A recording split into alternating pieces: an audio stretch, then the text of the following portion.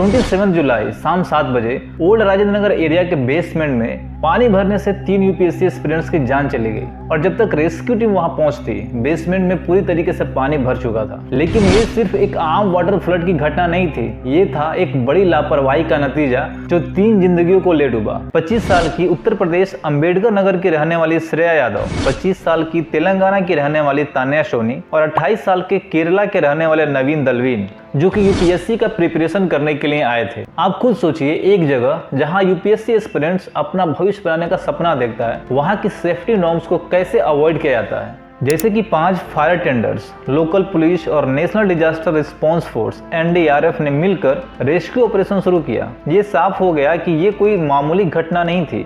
दिल्ली के DCP M Harshvardhan ने बताया कि बेसमेंट में वाटर फ्लो इतनी तेजी से हुआ कि वहां पर कुछ लोग फंस गए। 3 सिविल सर्विस एस्पिरेंट की बॉडी वहां से निकाली गई और ये तो बस शुरुआत था। पूरी रात रेस्क्यू ऑपरेशन चलता रहा और वहां के स्थानीय लोगों ने इस घटना के बारे में नारेबाजियां करनी शुरू कर दी।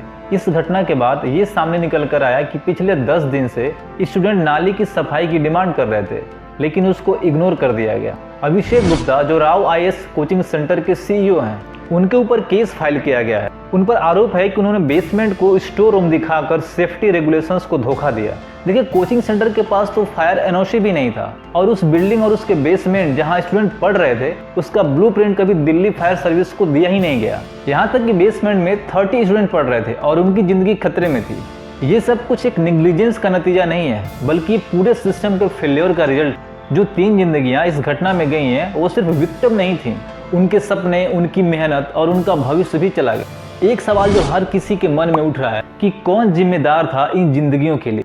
Old Rajendra Nagar UPSC aspirants के लिए हब बन चुका है अपने अनेक कोचिंग सेंटर्स और सपोर्टिव स्टडी एनवायरनमेंट की वजह से। ये एरिया पिछले कई सालों से एक डेडिकेटेड एजुकेशनल हब में बदल गया है, जो कि देश भर से आए हजारों स्टूडेंट्स को अपनी तरफ अट्रैक्ट करता है। मेजर कोचिंग इंस्टीट्यूट्स जैसे श्रीराम आईएएस और अंकित आईएएस एकेडमी ने भी यहाँ अपना बेस इस्टेब्लिश कर लिया, जो कि सिविल सर्विस प्रिपरेशन के लिए अनेक कोर्सेस और फैसिलिटीज प्रोवाइड करते हैं। लेकिन इस चमक धमक के पीछे एक डार्क रियलिटी छुपी हुई है। यहाँ की जितनी भी बिल्डिंग्स हैं जिनमें कोचिंग सेंटर बेसमेंट में चल रहे हैं, वे अक्सर सेफ्टी नॉर्म्स को फॉलो नहीं करते। पुअर मेंटेनेंस, इनएडिक्वेट इंफ्रास्ट्रक्चर और फायर सेफ्टी मेजर्स की कमी इन कोचिंग सेंटर्स का एक आम फीचर बन चुकी है। ये सिर्फ एक बिल्डिंग का प्रॉब्लम नहीं है, ये पूरे सिस्टम का प्रॉब्लम है। देखिए, ये कोई अकेला केस नहीं था। पटेल नगर जैसे जगह पर भी ऐसे इंसिडेंट हुए जहां पर स्टूडेंट पुअरली मेंटेन्ड फैसिलिटीज की वजह से इलेक्ट्रिक शॉक से मर गए थे। अब ये सब कुछ होते हुए भी बिल्डिंग ओनर्स और अथॉरिटीज ने जानबूझकर इसको इग्नोर किया। देखिए, ये इंसिडेंट सिर्फ एक डिजास्टर नहीं था, बल्कि मैसिव नेग्लिजेंस का रिजल्ट था। कोचिंग सेंटर के ओनर अभिषेक गुप्ता ने सिर्फ अपना प्रॉफिट बनाने के चक्कर में एस्पिरेंट्स की जिंदगियों को दांव पे लगा दिया और वहां की अथॉरिटीज जो इस घटना के बारे में सब कुछ जानती थी, उसने भी अपनी आंखें मूंद ली। देखिए, नेशनल बिल्डिंग कोड एनबीसी एक कॉम्प्रिहेंसिव गाइडलाइन है जो बिल्डिंग डिजाइन और कंस्ट्रक्शन को सेफ्टी इंश्योर करने के लिए बनाई गई है। इसमें फायर प्रिवेंशन, लाइफ सेफ्टी और फायर प्रोटेक्शन की डिटेल प्रोविजन शामिल किए गए हैं। लेकिन ये सभी गाइडलाइंस आज के समय में सिर्फ किताबी ज्ञान बन के रह गई हैं जब इसके इम्प्लीमेंटेशन की बात आती है। दिल्ली में fire safety Delhi fire service द्वारा मैनेज की जाती है और बिल्डिंग्स को fire no objection certificate obtain करना पड़ता है ताकि सेफ्टी स्टैंडर्ड मेंटेन रहे। लेकिन राव आईएएस कोचिंग सेंटर ने बिना फायर एनओसी के ऑपरेट करने का रिस्क उठाया और सबसे बड़ी बात तो ये है कि इस बिल्डिंग का ब्लूप्रिंट दिल्ली फायर सर्विस के पास सबमिट ही नहीं किए गए थे। स्टूडेंट्स ने बार बार ड्रेनेज सिस्टम को लेकर कंप्लेंट किया, लेकिन उनकी आवाज़ को दबा दिया गया। इसी लापरवाही की वजह से 3 एस्पिरेंट्स की जान चली गई। मीडिया के अकॉर्डिंग तो सिर्फ 3 ही जाने गई हैं, लेकिन असल में अगर देखा जाए तो और भी जाने गई होंगी।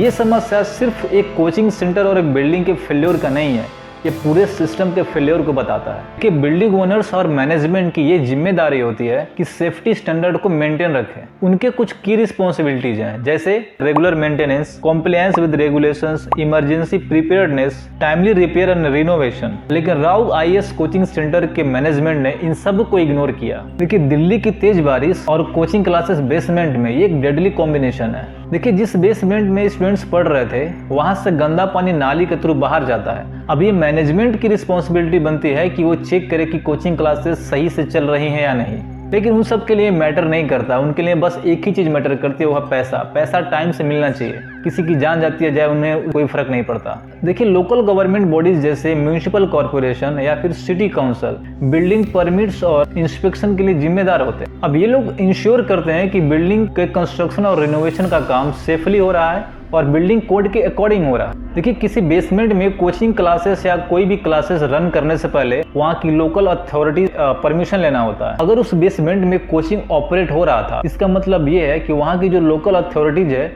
उसका परमिशन मिला हुआ था। विदाउट परमिशन आप बेसमेंट में कोचिंग रन नहीं कर सकते। इसका मतलब तो ये हुआ कि बेसमेंट में जिन एक्सपीरियंस की जान गई है उसके जिम्मेदार सिर्फ बिल्डिंग ओनर्स नहीं है, बल्कि दिल्ली की गवर्नमेंट भी है, जिसने अपनी रिस्पॉन्सिबिलिटी को सही से नहीं निभाया। कि कंस्ट्रक्टर जो बेसमेंट और बिल्डिंग के ड्रेनेज सिस्टम के मेंटेनेंस को देखते हैं, ये उनकी भी रिस्पॉन्सिबिलिटी बनती है कि ड्रेनेज सिस्टम सही से काम करे। देखिए, एक तरफ तो ये बिल्डिंग ओनर्स और कंस्ट्रक्टर हैं जो अपनी रिस्पॉन्सिबिलिटी को भूलकर पैसे कमाने में लगे हैं, और दूसरी तरफ लोकल अथॉरिटीज है जो अपने इंस्पेक्शन ड्यूटी को ठीक से नहीं निभा पा रही है। और सबसे ज्यादा नुकसान हो रहा है उन मासूम एस्पिरेंट्स का जो सपने लेकर यहाँ आते हैं और इनकी लापरवाही की वजह से अपनी जान गंवा बैठते हैं। देखिए, ये रियल इंसिडेंट हमारे पूरे सिस्टम के फेलियर को बताता है, जहाँ पर पैसा और पावर लोगों की जिंदगी से ज्यादा इंपॉर्टेंट है। सोशल मीडिया पर लोग अपना अपना गुस्सा निकाल रहे हैं। फेमस पर्सनालिटी जैसे सोनू सूद और सवेरा भास्कर भी इस मैटर पर अपनी नाराजगी जाहिर कर रहे हैं। सोनू सूद ने कहा, ये सिर्फ एक बिल्डिंग का मैटर नहीं है, ये सिस्टम की गलतियों का नतीजा है। हमारे स्टूडेंट्स डिजर्व करते हैं कि उन्हें सेफ इन्वायरमेंट मिले।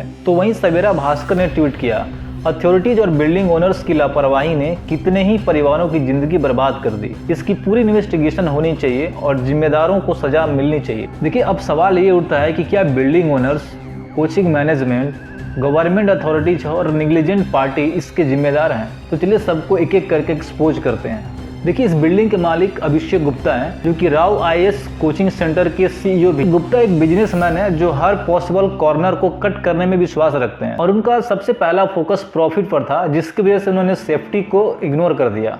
देखिए, जब स्टूडेंट और उनके पेरेंट्स ने ड्रेनेज और सेफ्टी इशू को लेकर मिस्टर गुप्ता से कंप्लेंट किया, तब भी वो सीरियस नहीं हुए, उन्होंने उसे इग्नोर कर दिया। देखिए, मिस्टर गुप्ता के पास उस बिल्डिंग का, जिस बिल्डिंग में ये कोचिंग चल रहा था, का फायर एनओसी भी नहीं था, और साथ ही साथ उस बिल्डिंग का पूरा ब्लूप्रिंट जो कि दिल्ली फायर सर्विस डिपार्टमेंट के पास सबमिट हो जाना चाहिए, उन्होंने वो भी सबमिट नहीं किया था।